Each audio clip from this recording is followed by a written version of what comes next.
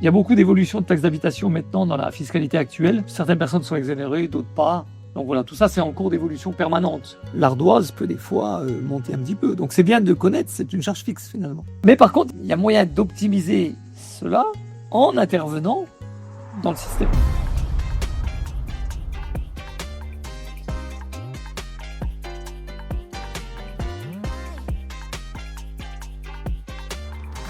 Moi j'ai toujours en tête qu'il vaut mieux louer à 100% du prix en dernière minute, parce que si on reste vide, on perd de toute manière.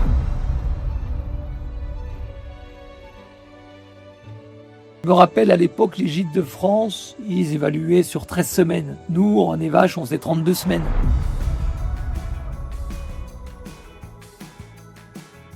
Au même titre que si vous avez des clients récurrents, vous économisez la commission d'Airbnb ou Booking.com. C'est toujours intéressant de bien s'occuper de ses clients, mais même économiquement parlant, c'est un réel intérêt.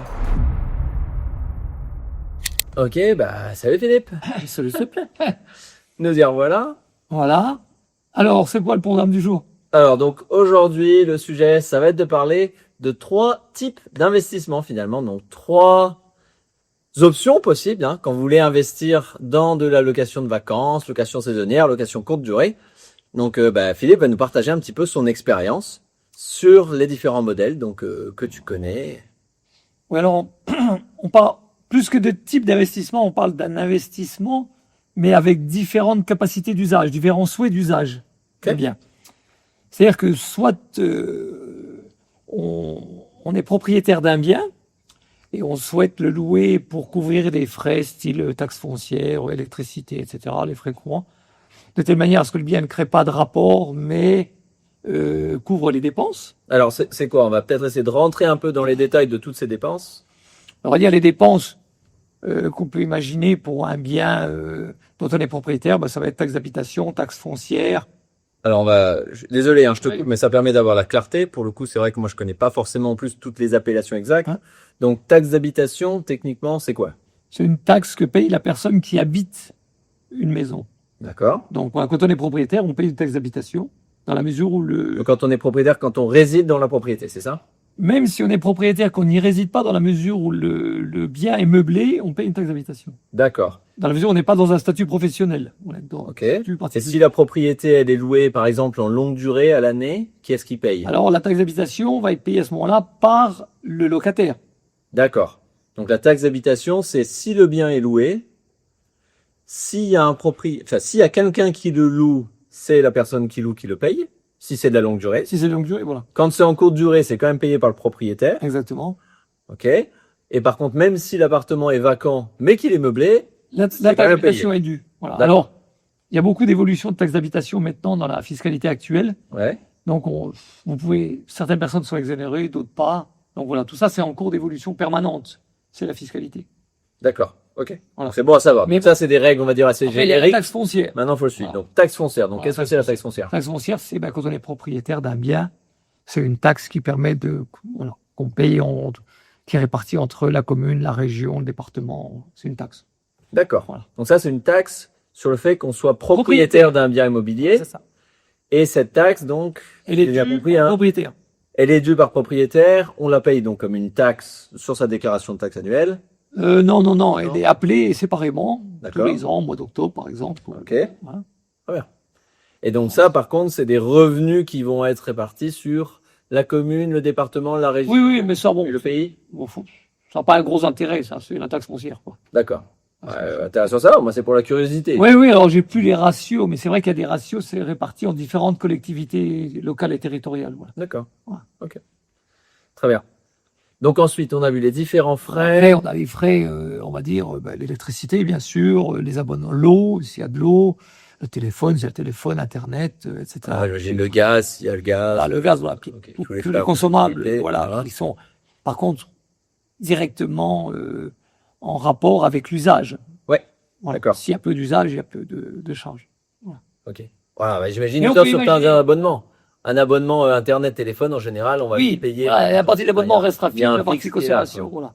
Donc ça veut dire que le fait d'être propriétaire d'un bien, d'une maison, d'un appartement, etc., génère d'une manière évidente un ensemble de frais qui sont à régler, même que la maison soit occupée ou pas. Voilà.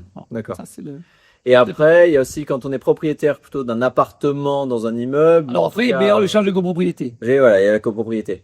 Et ça, peut-être très brièvement, donc je sais que ça peut être un peu des détails longs pour les gens qui connaissent, mais l'idée c'est de clarifier pour les gens qui connaissent peut-être moins. En général, comment ça marche la copropriété? Mais la copropriété, si on achète un appartement dans l'idée de louer dans une copropriété, il est important de connaître quand même l'importance des charges.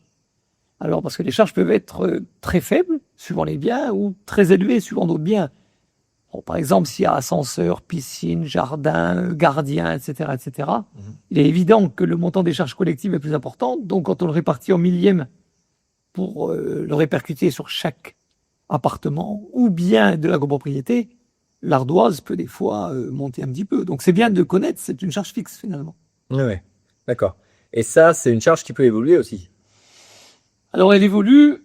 Et là, l'autre aspect à prendre en compte, c'est que si vous faites l'acquisition d'un bien dans une copropriété dans laquelle il y a des travaux qui sont prévus ou qui inévitablement vont arriver, en tant que propriétaire, vous allez devoir payer votre quote-part de travaux. Voilà, donc si vous achetez du neuf, vous êtes à l'abri de ça. Si vous achetez dans un bien suivant son âge, suivant son état, il faut savoir que ça fait partie des choses à prendre en compte. D'accord. Donc ça, finalement, qu'on soit loueur ou pas, loueur ou propriétaire, c'est valable pour tout. Voilà. Mais ce qui est certain, donc, si on revient un peu au point de départ, au premier finalement raison de vouloir louer, ça peut être de pouvoir payer ces frais-là. Hein. Par exemple, ça peut aussi de vouloir payer ces frais-là, en sachant que ce ne sera pas forcément évident, suivant l'importance de ces frais qui deviennent un peu d'investissement, de les compenser sur une seule année. Il faudra peut-être louer plusieurs années pour arriver à payer, suivant l'importance et la nature de ces frais de copropriété liés, on va dire, plus à des travaux. Enfin, plusieurs années où j'entends plusieurs semaines par an, une certaine mesure. Parce que on n'est peut-être pas non, suivant la nature des travaux, ça peut même... oui, sur des travaux de copropriété. Voilà. Oui, okay. D'accord, on est d'accord. Oui, là, ça peut être Donc voilà.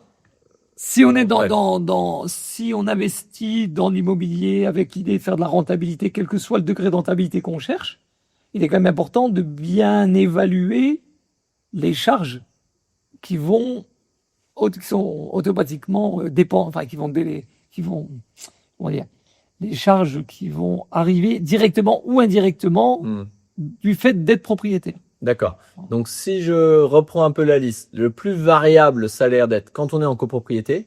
Donc, techniquement, on a un bien dans un groupe. Attention, quand on est en copropriété ou si on est tout seul et qu'on a des travaux à faire dans le bien. Oui, d'accord. Mais là, on va dire que c'est un peu à notre choix ou au besoin. Voilà, c'est ça. Si on est en copropriété, ça peut arriver et voter par la majorité et on n'est pas forcément prévu. Voilà. Ça, donc c'est bien d'avoir une idée. Voilà. Donc là, ça peut être un peu variable, un peu surprenant, donc faut l'anticiper.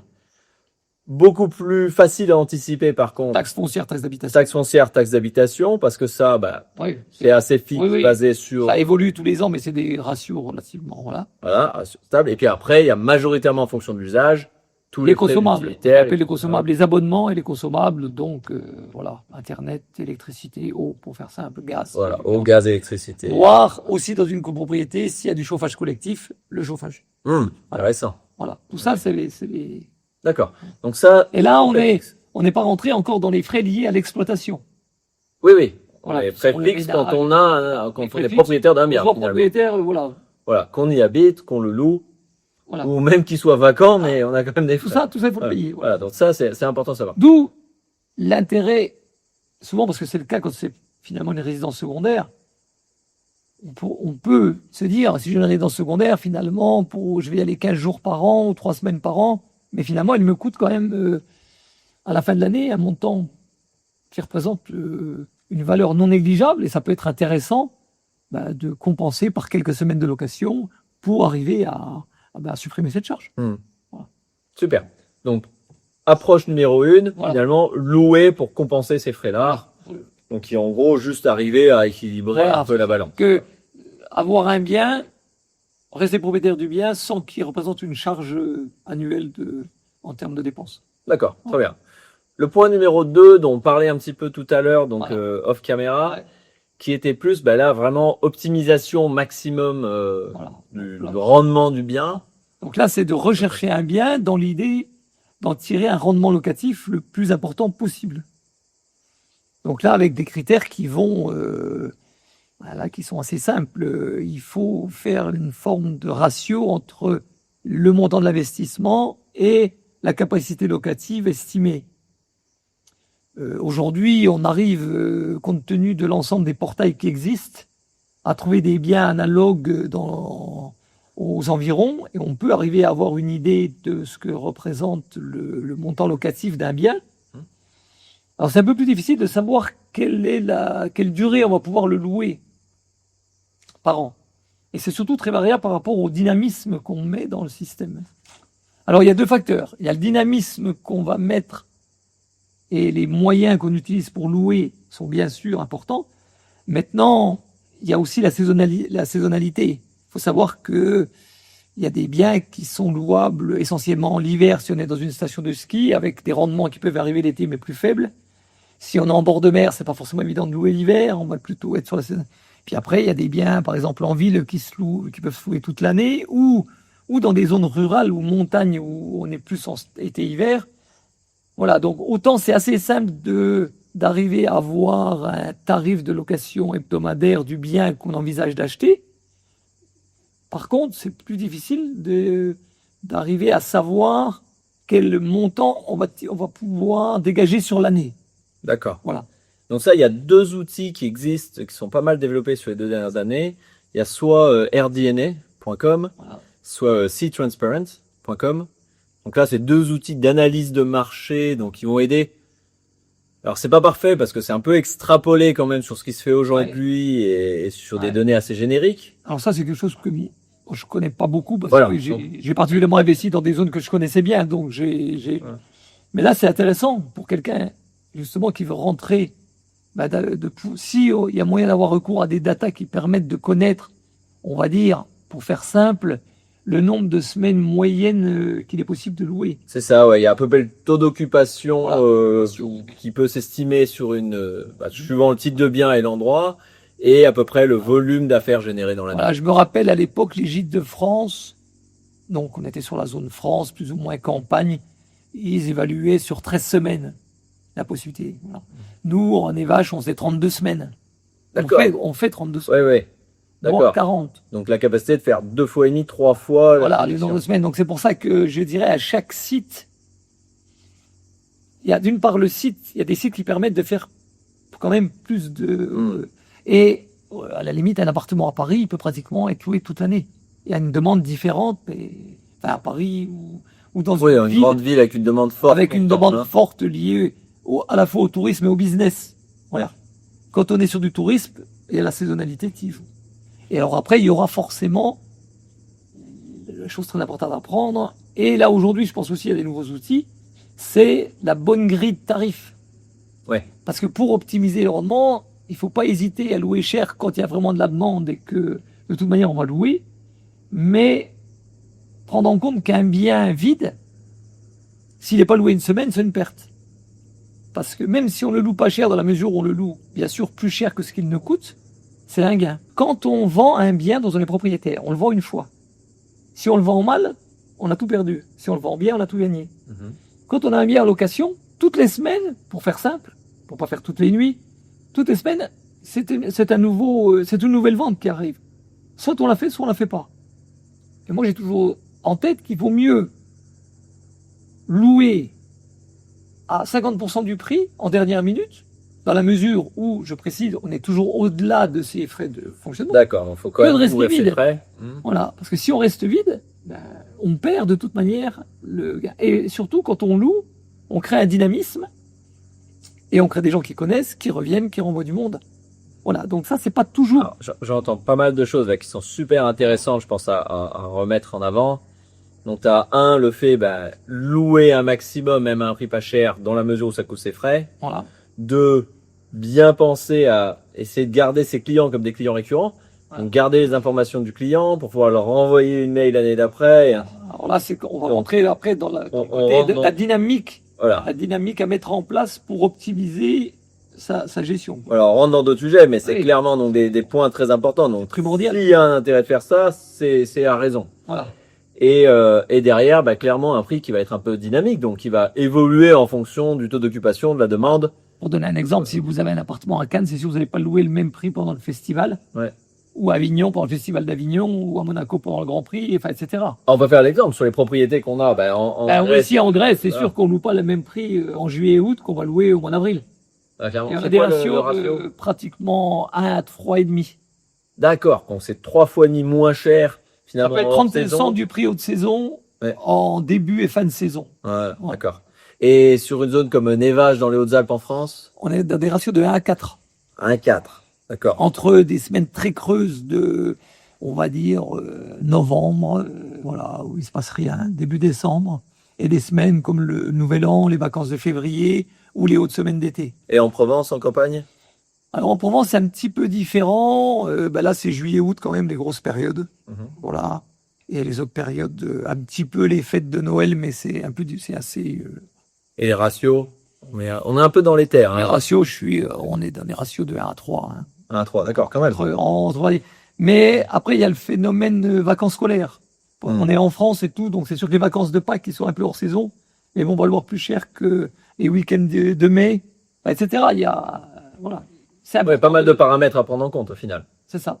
Mais bon, on s'est un peu Voilà. écarté du sujet. On en reviendra peut-être plus longtemps si c'est intéressant. Donc les 3 En points. détail. Donc, le premier, la personne cherche à couvrir ses frais. Ouais. La deuxième, elle cherche à en faire un investissement avec un rendement maximum. Alors restons un peu sur ce sujet-là parce que j'ai 2-3 points complémentaires. Donc ce que j'entends, c'est avoir une estimation donc de combien on va pouvoir Qu'est-ce qu'on estimer espère, faire ouais. finalement, quelle est l'espérance en volume Locatif, locatif. ouais.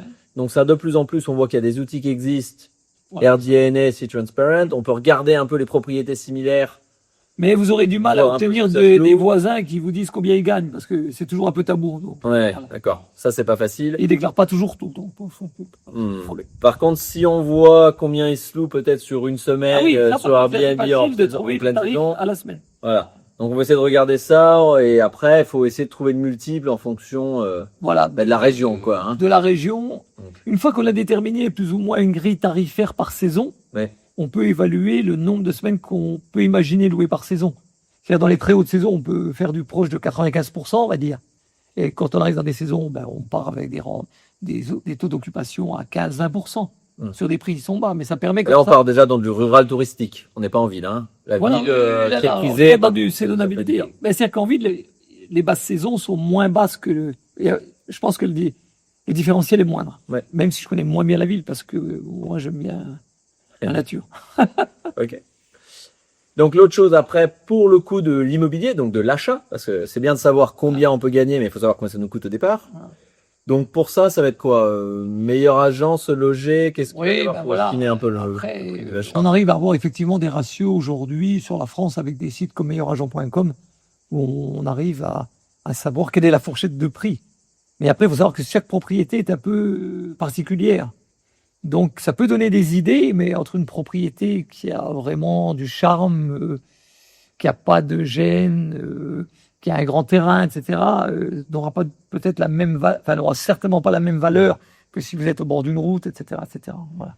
Après, il y a le charme de bâti, la qualité du bâti, la capacité de pouvoir construire en plus de ce qui existe aujourd'hui.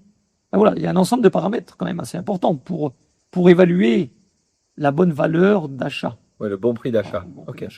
Donc là, on a la valeur d'achat, la valeur locative. Voilà, de là, il sort un ratio qui est le rendement, quoi. D'accord. Le rendement brut, dans un premier Ouais. temps, et le rendement net, une fois qu'on a enlevé toutes les charges.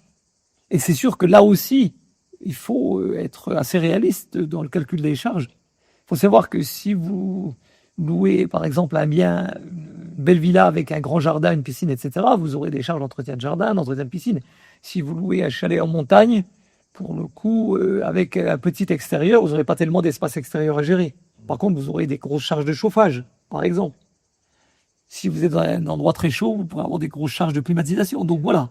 Alors, c'est très très intéressant. Donc, si on regarde sur les 3 lieux, donc là gérés, donc dans les Hautes-Alpes à Nevages, donc un petit village, du chalet de montagne, Voilà. quelle va être à peu près la part de frais donc entre le volume vendu payé par le voyageur finalement et le montant net qui reste? Quel est le pourcentage de frais? Alors, un des gros facteurs à prendre en compte, c'est si le ménage. Mais aujourd'hui, il devient de plus en plus commun de louer des biens avec le ménage soit inclus, ou le ménage va être en plus soit inclus, mais le ménage on va dire, Ils rentrent et dans le puis la gros charge affaire. du locataire. Oui. Parce que le charge peut être une grosse charge, particulièrement sur des biens qui se louent pas très cher, au mètre carré, mais le ménage, faire du ménage sur 50 mètres carrés, qu'on les loué cher ou pas cher, ça coûte à peu près la même chose. Donc ça, c'est un... Voilà. Alors après, il y a un autre aspect à prendre en compte, c'est qu'un particulier, quand il achète un bien, si c'est lui qui s'investit dans certaines tâches, il a souvent tendance à ne pas compter son travail. Donc c'est vrai qu'il arrive à avoir des rendements qui sont meilleurs, parce qu'il investit et il y passe du temps, mais qui valorise pas. Ce qui fait la différence avec un professionnel qui va gérer 15, 20, 30 biens, ou plus, et qui lui, de toute manière, va être obligé de sous-traiter ses tâches, et pour lui, ça devient une vraie charge. Il peut pas. Donc ça, c'est des facteurs. Et ça, en termes de ratio, frais tout compris, ça va Ménage. tourner entre quoi et quoi finalement? Ménage, mais ça Ménage. veut dire tout. Donc la vente, donc au travers des différents canaux ou la vente en direct, hein, donc Airbnb, Booking, Minitel, Alors là, tout ça. là, Toute cette tranche de charges là, on comprises, risque de faire peur. Là, on va faire peur. Ah, mais c'est bien de le C'est savoir important, parce qu'il parce faut qu'il faut l'évaluer. savoir que- justement. Si vous avez un bien, par exemple, que vous confiez en gestion à une agence qui va s'occuper de tout pour vous, donc avec tout, et qui en plus va pouvoir le mettre en location sur Airbnb ou sur Booking.com, pour faire simple, il faut savoir que la part qui va rester au propriétaire après les charges est de l'ordre de 30%. 30%. Donc il y a 70% de frais. Ben, non, il n'y a pas 70% de frais, mais il y a Booking.com ou Airbnb, quand ça passe, ils Voilà. vont prendre. Un canal de vente. Ils vous font croire qu'ils prennent 15, mais en réalité, ils prennent 17,6. Parce qu'ils prennent 15 sur le montant que vous allez toucher, plus qu'eux, ils vont prendre en commission. Voilà. En plus, dans certains cas, la TVA, donc on est presque à 21%. Et hein. si vous êtes, effectivement, et en plus, si vous ne récupérez pas la TVA, comment ils vous facturent la TVA en plus, si vous êtes dans une zone où vous allez... Donc, on arrive à 21-22%. Voilà. Donc, 22% du prix payé par le propriétaire. Donc, vous D'accord. vous rendez compte que, déjà, le propriétaire, il a payé 1000, vous, il vous reste 800. Ok. Ensuite, si vous confiez votre bien à une agence, elle va vous prendre, dans la mesure où elle couvre tout le panel donc le marketing, la vente, le contrat, la gestion de toutes les équipes qui interviennent, ménage, accueil, etc., etc. On est entre 25 et 30%. Donc, si on prend du 30%, voilà, sur les Ouais, 800 qui il y a restent. quelques offres à 20%, mais parce Ouais, que mais si vous derrière, avez des la offres à taxation, 20%, à mon avis, il faut s'en méfier un petit peu, parce qu'il faut voir la prestation qui va être derrière. Est-ce qu'il y aura des surcoûts qui vont venir sur de la maintenance ou des choses comme ça? Voilà, ça existe, mais il faut bien le regarder. Voilà. C'est-à-dire que des fois, il vaut mieux payer une commission un peu plus élevée, mais qui couvre vraiment tout et auquel le travail est fait, que, voilà, bon, ça. Alors après, là aussi, il y a une économie, c'est que si vous intervenez à ce moment-là, eh ben, vous économisez une partie forcément de cette charge, puisque c'est vous qui êtes l'acteur. Au même titre que si vous avez des clients récurrents où vous arrivez à acquérir directement par votre site internet ou par votre réseau, ben vous économisez la commission d'Airbnb ou Booking.com. Donc c'est là où c'est quelque chose, il est important de bien comprendre que le client récurrent, c'est déjà un client abichonné. Enfin, Ouais. c'est toujours intéressant de bien s'occuper de ses clients, mais même économiquement parlant, c'est un réel intérêt. Et puis ensuite, ben, vous avez les frais, ménage, électricité, eau, Voilà, donc comme on a vu, tous les frais de Voilà. fonctionnement qu'on a vu tout à l'heure, finalement, taxes, sont toujours là. etc., toutes ces taxes. Après, il y a les équipes de ménage, potentiellement de la maintenance, donc sont aussi après payées, et les taxes. Ben, en même temps, si vous avez une piscine, un jardin, et puis les taxes. Voilà. Et tout ça, on ne parle pas de votre impôt que vous aurez éventuellement payé sur votre recette. Voilà.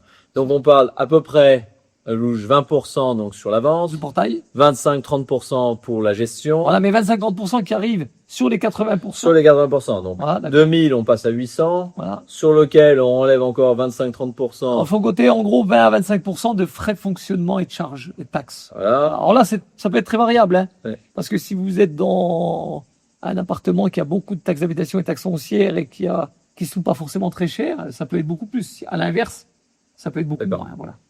Donc les frais finalement peuvent être très très lourds. Ben voilà, ce serait très grave d'imaginer que quand on loue 1000 euros la semaine, on va gagner 1000 euros. C'est ça l'importance. Voilà, la réalité n'est pas là, quoi. C'est que quand on gagne 1000 euros, quand on loue 1000 euros et qu'on est passé par un système avec d'assistance totale tout le long du parcours, et compte tenu des frais, ben oui, on peut garder à la fin de l'ordre de 300 à 350 euros. Quoi.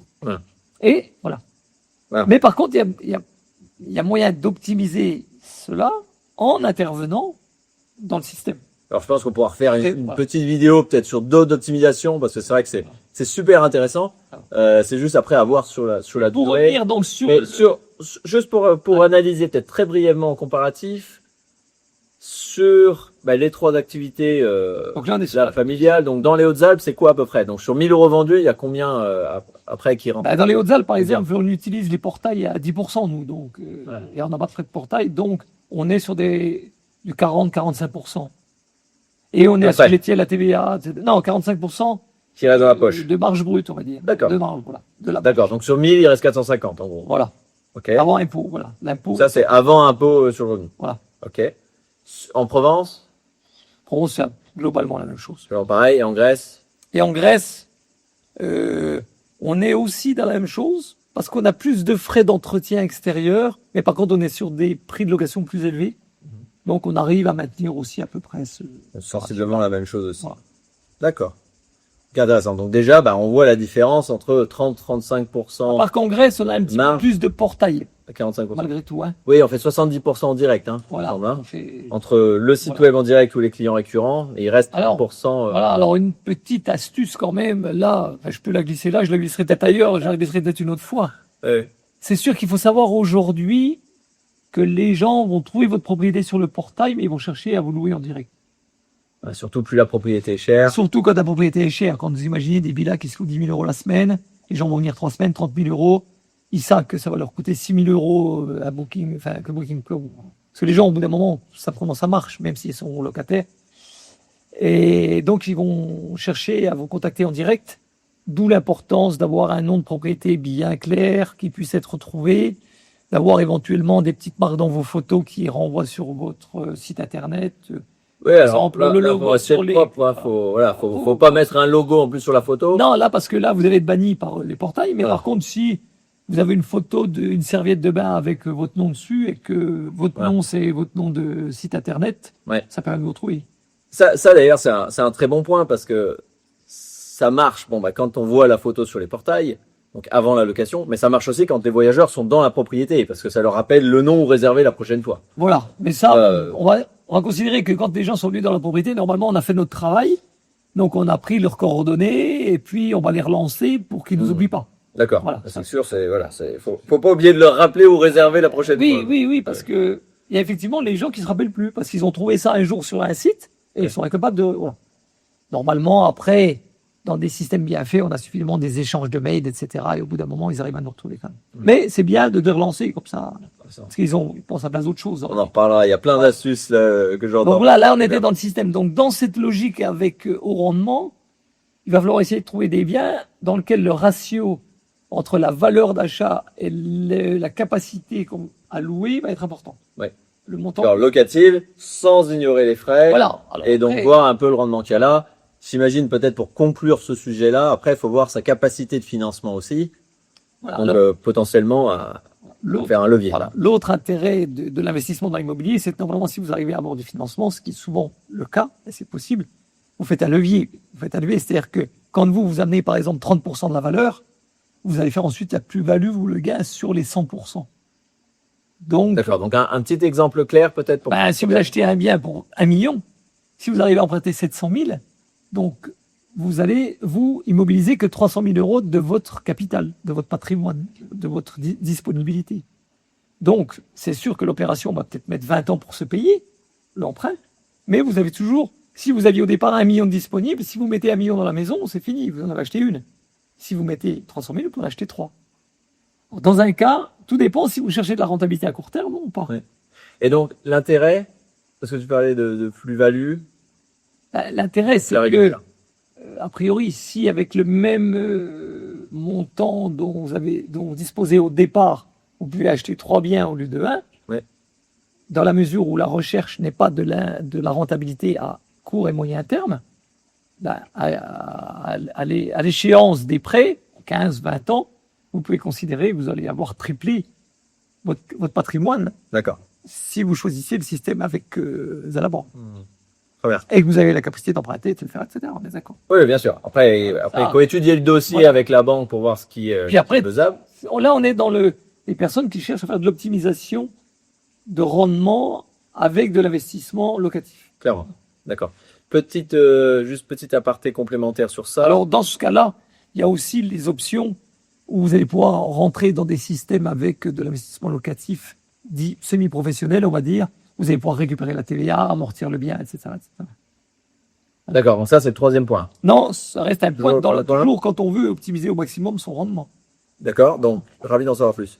Vous avez des possibilités aujourd'hui d'investissement dans l'immobilier où, à condition que vous respectiez certaines règles d'accueil, donc un bureau d'accueil ou les petits déjeuners ou la fourniture des draps, le ménage, voilà, c'est les 4 critères, vous devez en avoir 3 sur les 4.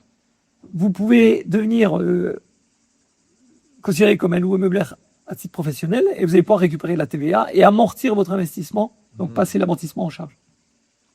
D'accord. Là, bon. Donc ça, c'est de l'optimisation fiscale légale. Ah oui, tout à fait légal, bien sûr. D'accord. Qui permet finalement de payer moins de taxes sur ses revenus. Hein. Oui, dans un premier temps, et surtout de réduire l'investissement du coût de la TVA au départ. C'est-à-dire qu'un million, il va coûter 820, 830 millions. Voilà. D'accord. Vous aurez besoin d'apporter ce montant. Il a besoin de mon trésorerie. Par contre, après, vous payez de la TVA sur les locations. Hein. Donc, il faut savoir que tout ça, ça a besoin d'être étudié quand même un petit peu. D'accord. Dans le La bonne personne, un expert comptable, c'est une bonne personne à qui en parler? Un expert comptable ou plutôt, je dirais, un conseil en investissement, en fiscalité, un conseiller en investissement de patrimoine et qui connaît bien le milieu de la location de vacances. D'accord. Voilà, dans ce cas-là. Ok, super. Ok, donc là, déjà beaucoup de détails sur ces sujets. Le troisième modèle, finalement. Alors, le troisième modèle, moi, que j'aime assez, et finalement, que je trouve souvent intéressant, c'est quand vous avez envie d'investir, mais dans un bien que vous aurez aussi envie d'occuper. Parce que là, à mon avis, vous avez un petit peu tous les avantages.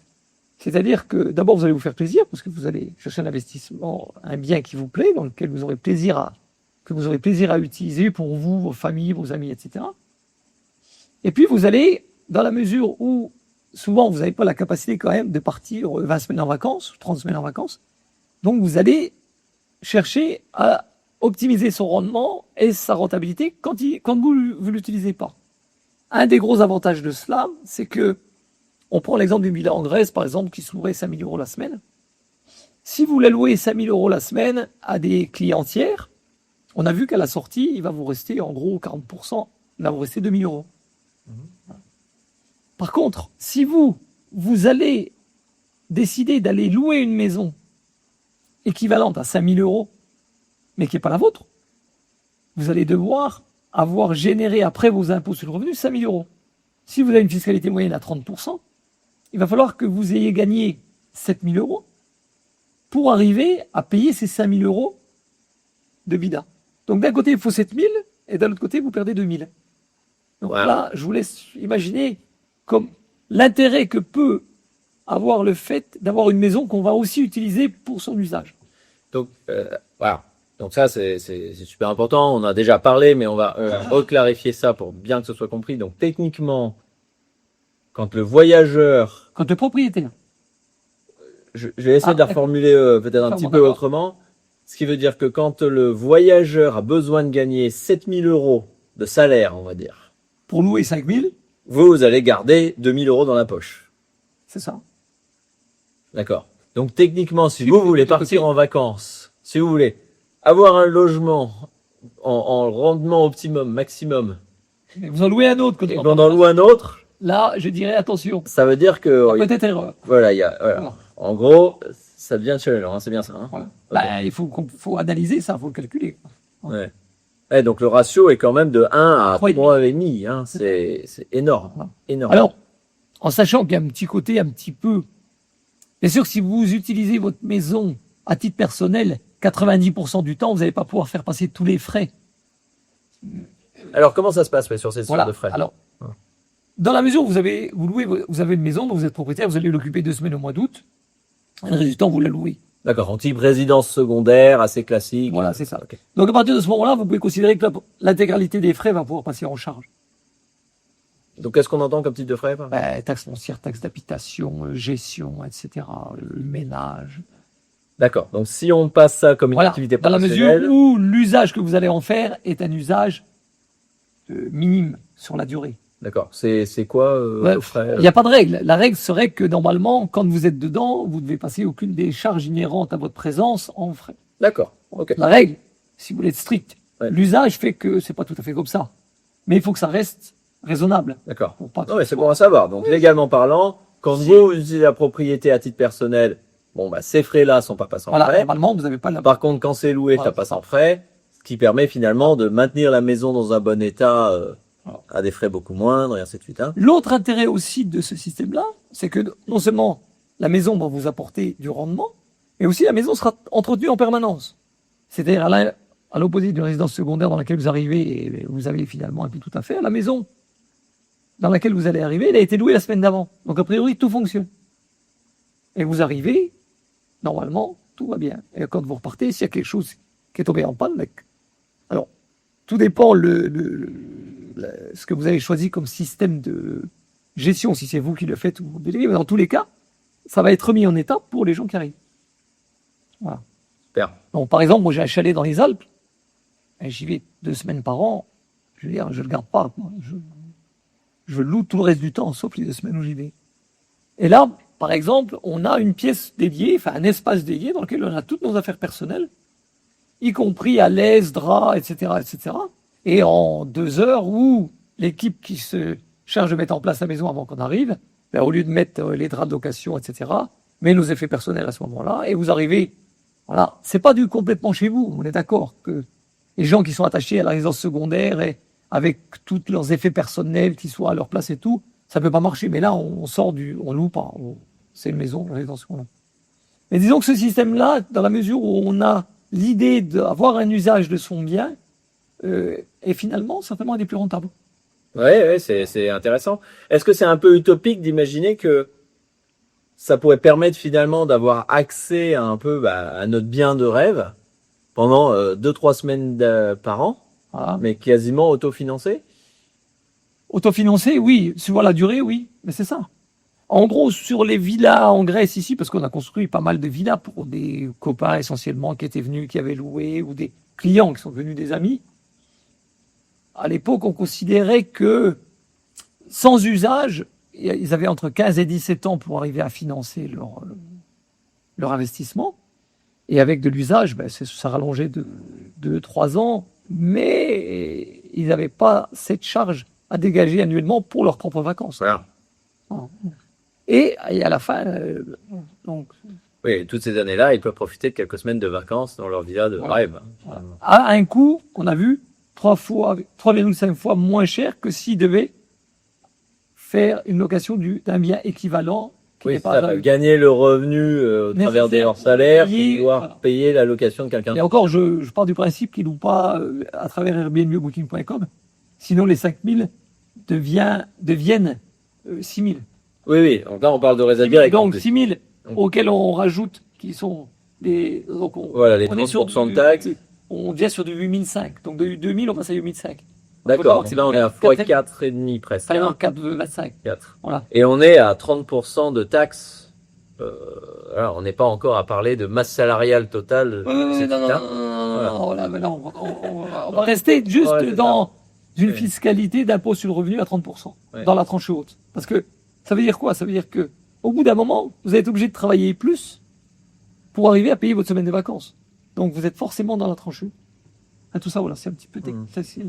Intéressant. Donc, au final, le modèle mix rentabilité plus usage. Si votre optique est, si votre usage fait que vous louez, ben, c'est un intérêt. Et donc, d'où l'intérêt de choisir un bien dans lequel vous aurez plaisir à aller. Et je pense que quand il y a un petit côté affect, c'est toujours plus plaisant. Sinon, on rentre dans de l'investissement pur.